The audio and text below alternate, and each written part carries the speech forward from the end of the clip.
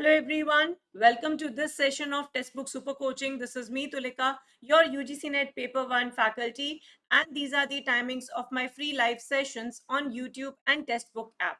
Learners, don't forget to like, share and subscribe to our channel. अगर आप text book super coaching platform पर नए हैं, UGC net set JRF assistant professor या PhD related exams की तैयारी कर रहे हैं तो हमारे चैनल को जरूर से कर लीजिए subscribe so that you don't miss out on any important updates. Learners, ये है मेरा Telegram group. For all important updates do join my Telegram group. तो लर्नर्स, आज एक बहुत इंपॉर्टेंट टॉपिक को हम डिस्कस करेंगे और ये टॉपिक है हमारे रिसर्च एप्टीट्यूड यूनिट का नंबर 1. दूसरा, ये इसलिए बहुत इंपॉर्टेंट है क्योंकि इस पे बहुत सारे क्वेश्चंस इस बार एग्जाम में पूछे गए हैं. नॉट ओनली दैट, ये एक ऐसा टॉपिक है जो आप चाहे पीएचडी का एंट्रेंस के लिए तैयारी कर रहे हो, पीएचडी कर रहे हो, यूजीसी नेट की तैयारी कर रहे हो, सेट की तैयारी कर रहे हो, हर एक एग्जाम के लिए ये तो कहना बिल्कुल इम्पॉर्टेंट, मोस्ट इम्पॉर्टेंट टॉपिक में काउंट होता है इंटरनल और एक्सटर्नल वैलिडिटी. तो आज के सेशन में हम बात करेंगे क्या होती है इंटरनल वैलिडिटी और क्या होती है external validity. Not only that, हम ये भी जानेंगे कि कौन कौन सी ऐसी कंडीशंस हैं जो कि इंटरनल वैलिडिटी को थ्रेटन करती हैं, जिसपे काफी सारे क्वेश्चंस इस बार आए थे. तो इस सेशन को अच्छे से देखिएगा, अच्छे से समझने की कोशिश कीजिएगा. इसके बाद आपको इन टॉपिक्स में कभी भी कोई प्रॉब्लम नहीं होगी. तो learners, let's understand what is validity. तो ये टर्म हम बहुत कॉमनली यूज करते हैं कि क्या कोई चीज वैलिड है. अब जब हम रिसर्च कर रहे होते हैं, किसी टॉपिक पे स्टडी कर रहे होते हैं, तो ये जाननी बहुत जरूरी है कि हम जो रिसर्च की पद्धति अपना रहे हैं या जिस प्रोसेस से हम कर रहे हैं, क्या वो वैलिड है, क्या वो जो रिजल्ट दिखा रहा है वो वैलिड है, क्या इस स्टडी को हम दूसरे किसी जगह भी यूज कर सकते हैं. तो यहाँ पे कंसेप्ट आता है इंटरनल और external validity. Now, internal validity has to do with cause and effect relationship. Internal validity आपके कॉज और इफेक्ट यानी कार्य और कारण से रिलेटेड होती है. तो किसी भी चीज को जब आप स्टडी करते हैं अपनी रिसर्च में, किसी का प्रभाव आप दूसरे पे, दूसरे वेरिएबल पर स्टडी करते हैं, तो उसमें एक कॉज और इफेक्ट दिखता है और वही आप अपनी रिजल्ट, रिसर्च के रिजल्ट्स में शो करते हैं. तो बेसिकली अगर आप बता रहे हैं कि x का प्रभाव y पर पड़ रहा है, अगर आपकी स्टडी कुछ इस तरह का हिंट कर रही है कि x का प्रभाव y पर पड़ रहा है, तो ये रिलेशनशिप हो गया आपका इंटरनल वैलिडिटी का. तो क्या सच में इसका प्रभाव पड़ रहा है, इस चीज को चेक करती है आपकी इंटरनल वैलिडिटी. और एक्सटर्नल वैलिडिटी का मतलब होता है बाहर की तरफ हम जाते हैं, यानी कि अगर हमने इसे टेस्ट कर लिया और स्टैब्लिश कर दिया कि इस पर्टिकुलर स्टडी में x का प्रभाव y पर पड़ रहा है, यानी इसमें इंटरनल वैलिडिटी है, तो क्या हम इसे अगर दूसरी कंडीशन में अप्लाई करेंगे तो वहां पे भी इसकी वैलिडिटी उसी लाइंस पे होगी. वहां पे हम बात करते हैं एक्सटर्नल वैलिडिटी. तो चलिए समझते हैं इसको थोड़ा और डिटेल में. तो इंटरनल वैलिडिटी इस चीज को रेफर करती है कि हमारी जो एबिलिटी, हमारी रिसर्च की, हमारी स्टडी की जो एबिलिटी है कि हम कॉजल इन्फरेंस ड्रॉ कर रहे हैं. किसी भी कंटेक्स्ट, जो भी हम अपनी रिसर्च की स्टडी कर रहे हैं, उस कंटेक्स्ट में जो हम कॉजल इन्फरेंस ड्रॉ कर रहे हैं कि हाँ भाई, अगर हमने न्यूट्रिशन दिया, किसी को न्यूट्रिशन दिया, तो उसकी ग्रोथ पर उसका प्रभाव पड़ा. ठीक है. तो अगर हमारा ये कहना है कि न्यूट्रिशन हो गया आपका एक्स यानी कि इंडिपेंडेंट वेरिएबल और ग्रोथ हो गया आपका वाई यानी कि डिपेंडेंट वेरिएबल. तो अगर हम ऐसा कहते हैं कि न्यूट्रिशन अच्छा देने से बच्चे की या किसी की भी ग्रोथ पर प्रभाव पड़ता है, यानी कि हमारी ये एबिलिटी है कि हम एक क्या बना रहे हैं, कार्यात्मक निष्कर्ष निकाल रहे हैं, कॉजल इन्फरेंस ड्रॉ कर रहे हैं इस कॉन्टेक्स्ट में, तो ये हमारी इंटरनल वैलिडिटी को डिफाइन करता है. इसका ये कहने का मतलब है हाउ कॉन्फिडेंट वी आर, हम कितने ज्यादा आश्वस्त हैं कि जो अगर हम किसी तरह का, जो अगर डीवी में यानी कि किसी के ग्रोथ में डिपेंडेंट वेरिएबल में जो चेंज हो रहा है, वो हमारे इंडिपेंडेंट वेरिएबल की वजह से ही हो रहा है. यानी हमें जो ग्रोथ देखने को मिल रही है, इसके पीछे का जो कारण है वो है न्यूट्रिशन. ठीक है. इस तरह का क्लेम्स हमारी इंटरनल वैलिडिटी को दर्शाता है. It explains the claims to our internal validity और ये बेस्ड है हमारे प्रोसेस और ऑपरेशन टू कंडक्ट, यानी किस तरह से हम अपनी रिसर्च को कंडक्ट करते हैं, किस तरह से इसको हम वर्क करते हैं, मैनिपुलेट करते हैं, चूंकि हमारा ये इंडिपेंडेंट वेरिएबल है, किस मेथड से हम अपना काम कर रहे हैं. तो ये पूरी तरह से डिजाइन, यानी हमने कौन सा अपना रिसर्च डिजाइन लिया है उसके ऊपर केंद्रित है. तो आप जैसे कि जान रहे हैं कि ये न्यूट्रिशन और ग्रोथ हो गए हमारे वेरिएबल्स। तो वेरिएबल्स को हम स्टडी करते हैं, मेजर करते हैं और उसी के आधार पर हम इंटरनल वैलिडिटी को डिफाइन करते हैं। ठीक है, next comes are external validity. अब एक्सटर्नल वैलिडिटी जिसको हम बाहरी वैधता कहते हैं, ये बात का प्रमाण देती है कि किस एक्सटेंट तक हम ये जो हमने यहाँ पे टेस्ट किया कि भाई न्यूट्रिशन अगर देंगे तो बच्चे की ग्रोथ में प्रभाव पड़ेगा, तो क्या हर जगह ये काम अप्लाई करेगा? ठीक है, तो कितने एक्सटेंट तक हम जा सकते हैं, कहाँ तक हम इस चीज को जनरलाइज कर सकते हैं? तो एक्सटर्नल वैलिडिटी रेफर करता है किस एक्सटेंट तक हमारी जो फाइंडिंग्स निकल के आई हमारी रिसर्च स्टडी की, उसे हम जनरलाइज कर सकते हैं अलग अलग सैंपल्स पर, अलग अलग पॉपुलेशन पर, शायद ट्रीटमेंट चेंज कर कर, सेटिंग, टाइम, स्पेस, और इसी हिसाब से हमारी अलग अलग तरह की एक्सटर्नल वैलिडिटी आती है। टाइम के केस में जब हम बात करते हैं तो हम उसे टेम्पोरल वैलिडिटी कहते हैं, और वही अगर अक्रॉस सेटिंग्स हमारी वैलिडिटी काम करती है तो हम उसे इकोलॉजिकल वैलिडिटी। ठीक है, अब टू विच एक्सटेंट, किस एक्सटेंट तक जो हमने अभी कॉजल रिलेशनशिप स्टडी किया है कि भाई ऐसा कुछ का प्रभाव पड़ता है, बहुत स्ट्रेंथ पड़ती है, बहुत किस पॉजिटिव डायरेक्शन में जाता है या नेगेटिव डायरेक्शन में जाता है, क्या ये स्टेबल है अलग अलग कंटेक्स्ट पे, अलग अलग सैंपल्स पे? तो ये मदद करता है हमें फाइंड आउट करने का कि क्या हमारी रिसर्च की एक्सटर्नल वैलिडिटी है। कई बार हम कंफ्यूज कर जाते हैं एक्सटर्नल और कंस्ट्रक्ट वैलिडिटी पे कि भाई कंस्ट्रक्ट वैलिडिटी भी तो कंस्ट्रक्ट को स्टडी करता है, एक्सटर्नल भी कुछ हद तक वही बताता है। हाउएवर, अगर हम कंस्ट्रक्ट वैलिडिटी की बात कर रहे हैं तो इसका मतलब होता है कितने अच्छे से हमने अपने मेजर को कैप्चर किया है, जो चीज हमें मेजर करनी है। जैसे अगर हमें पर्सनालिटी को मेजर करनी है तो पर्सनालिटी हमारा एक कंस्ट्रक्ट है। अगर हमें इंटेलिजेंस को मेजर करना है, ठीक है, इमोशनल इंटेलिजेंस मान लीजिए हम स्टडी कर, तो इमोशनल इंटेलिजेंस मेरा एक कंस्ट्रक्ट है। अगर हमने अपना जो टूल बनाया और हमने कितने सही तरीके से उसको मेजर किया, यानी इसके हर डायमेंशन को अगर मेजर किया, तो हम कहेंगे कि इसमें कंस्ट्रक्ट वैलिडिटी। और अगर हम इसको फर्दर जाके इस कंस्ट्रक्ट को दूसरे कॉन्टेक्स्ट में अगर जनरलाइज कर सकते हैं, तब हम कहेंगे कि उसमें एक्सटर्नल वैलिडिटी। तो इस बात का ध्यान रखना है कि एक्सटर्नल वैलिडिटी हमेशा आपका इन्फरेंशियल प्रोसेस है, यानी कि आप इन्फरेंस ड्रॉ करते हैं, सामान्यकरण को आप संदर्भित करते हैं कि हाँ भाई ये चीज यहाँ पे हो गई तो दूसरी जगह भी ये काम करेगा। इस प्रकार बाह्य वैधता जो है वो हमारा अनुमानात्मक प्रक्रिया है, हम उससे अनुमान लगाते हैं, इन्फरेंस को ड्रॉ करते हैं दूसरे सिचुएशंस के। ठीक है, अब क्या है इंटरनल वैलिडिटी और एक्सटर्नल वैलिडिटी के ब्रॉड डिफरेंस। यहाँ पे इंटरनल वैलिडिटी कंक्लूजन जो है वो हमारे कंसिडरेशन में आते हैं, जबकि एक्सटर्नल वैलिडिटी में हम जनरलाइज करते हैं फाइंडिंग्स को। इंटरनल वैलिडिटी आपका हमेशा एक्सटर्नल एक्सट्रेनियस वेरिएबल्स को कंट्रोल करने की कोशिश करता है, एक्सटर्नल वैलिडिटी आपके आउटकम्स को प्रैक्टिकल सिचुएशन में अप्लाई करता है। जब हम इंटरनल वैलिडिटी की बात करते हैं तो हम किसी भी और एक्सप्लेनेशन को कंसिडरेशन में नहीं लेते हैं, और ये एक्सटर्नल वैलिडिटी आपके वर्ल्ड पे अप्लाई करता है एट लार्ज।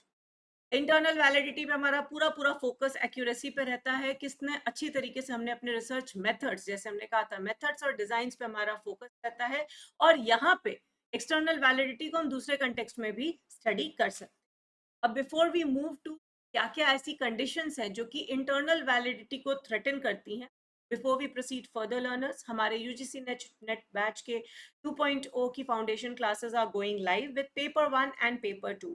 तो यहाँ लेटेस्ट एग्जाम पैटर्न के लाइंस पे होगी studies, and we are going to make you practice well all possible questions. Structured study material आपको मिलेंगे, previous years questions, mock test series, और साथ साथ मिलेगी आपको टॉप यूनिवर्सिटीज में पीएचडी की guidance. So get your selves enrolled now अगर आप दिसंबर के लिए सीरियस।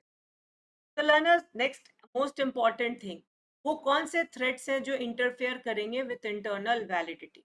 तो ये कुछ ऐसे टर्मिनोलॉजीज हैं जो बार बार हमारे सामने आते हैं कि भाई इंटरनल वैलिडिटी कब कब थ्रेटन होगी, यानी कि एक्स का वाई पर प्रभाव, हम जब कॉज एंड इफेक्ट की बात कर रहे हैं तो किन किन कारणों से ये कॉज एंड इफेक्ट पर इफेक्ट डाल सकता है।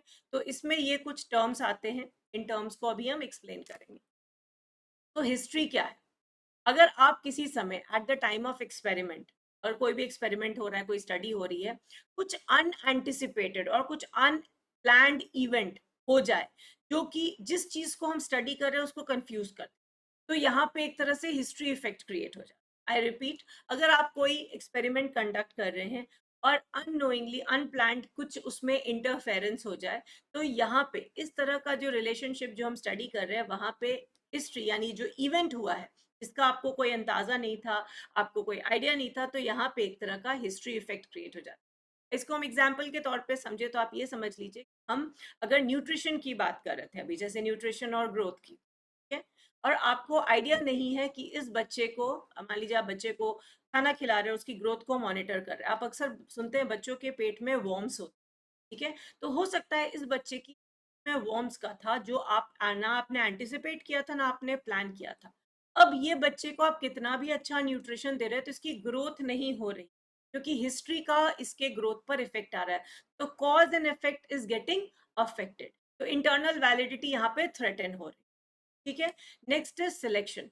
बहुत इंपॉर्टेंट थ्रेट है ये इंटरनल वैलिडिटी पे, और ये तब होता है जब आपने अपनी एक्सपेरिमेंटल ग्रुप, ऐसे ग्रुप जिसपे आपने एक्सपेरिमेंट परफॉर्म करना है, उसके जो आपने सब्जेक्ट्स का सिलेक्शन किया है, और आपका जो कंट्रोल ग्रुप है जिसपे आपने कोई इंटरवेंशन नहीं करना है, वो दोनों इक्विवेलेंट नहीं है। ठीक है, आपने मान लीजिए एज के हिसाब से अलग जो आपने क्लासिफिकेशन किया है, उनका सिलेक्शन जो किया है, एक जगह आपने टीनेजर्स को रख लिया, एक जगह आपने 20+ वाले बच्चों को, लोगों को रख लिया है, ठीक है, एक जगह आपने 6 to 10 years का बच्चा रख लिया है, एक जगह आपने 11 से 15, तो दोनों की ग्रोथ रेट डिफर करेगी, यानी कि आपका जो सिलेक्शन है इस एक्सपेरिमेंट के लिए, चाहे एज है, ऑक्यूपेशन है, या कोई भी और कैरेक्टरिस्टिक्स जो आप स्टडी कर रहे हैं, अगर उसको आपने सही तरीके से नापा नहीं है अपना एक्सपेरिमेंट ग्रुप और कंट्रोल ग्रुप बनाने के लिए, तो आपका सिलेक्शन है डाउटफुल, और ये आपके इंटरनल वैलिडिटी को थ्रेटन करेगा। नेक्स्ट है आपका टेस्टिंग।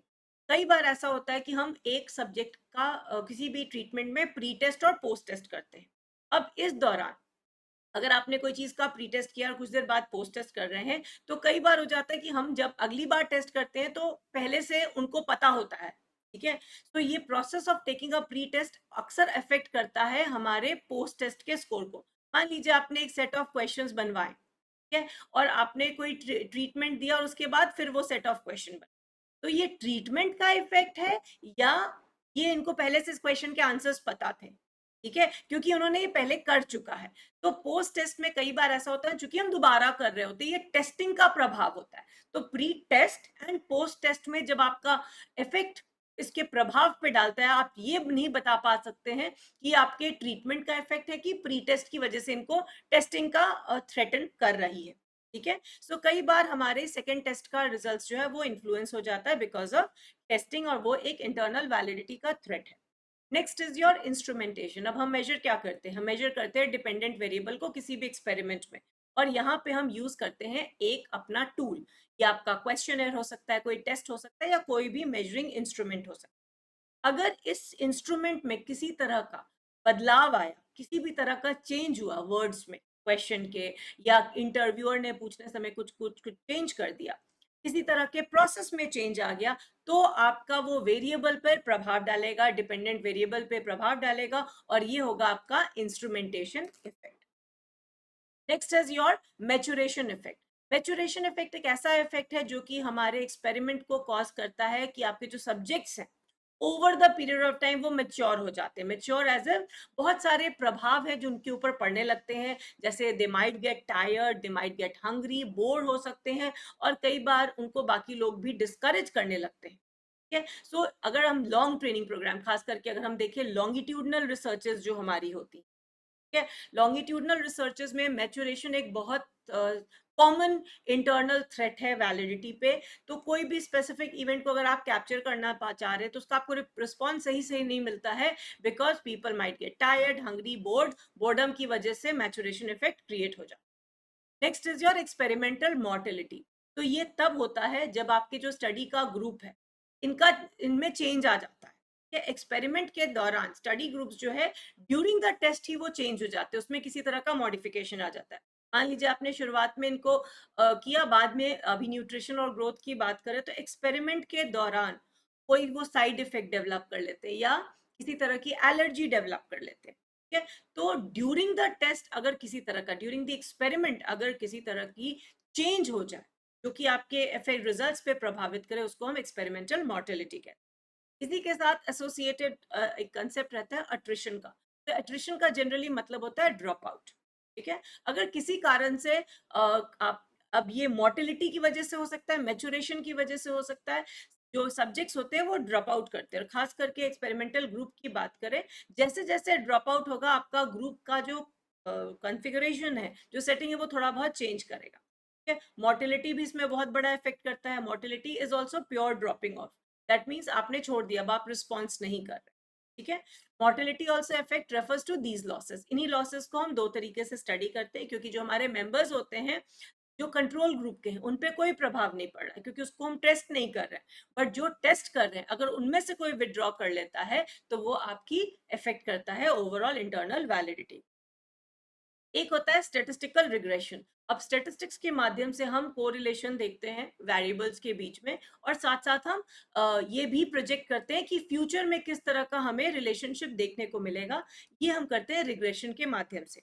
तो स्टेटिस्टिकल रिग्रेशन एक ऐसा फैक्टर है जो तब ऑपरेट करता है जब ग्रुप्स सिलेक्ट किया जाता है based on their extreme score. ठीक है, और जब हम सेकेंड टेस्टिंग करते हैं, तो वो कई बार मीन स्कोर से थोड़ा पीछे हो जाते हैं। जैसे अगर हमने प्रोजेक्शन कुछ कर दिया, रिग्रेशन किया, हमने कोई एक स्टडी की और उसका जो आउटकम्स निकल के आया वो बिल्कुल एक्सट्रीम स्कोर आ गया, बट अगली बार जब हमने सेकेंड टाइम टेस्ट किया तो वो काफी कम आ गया स्कोर, यानी टुवर्ड्स द मीन स्कोर आ गया, एवरेज स्कोर आ गया।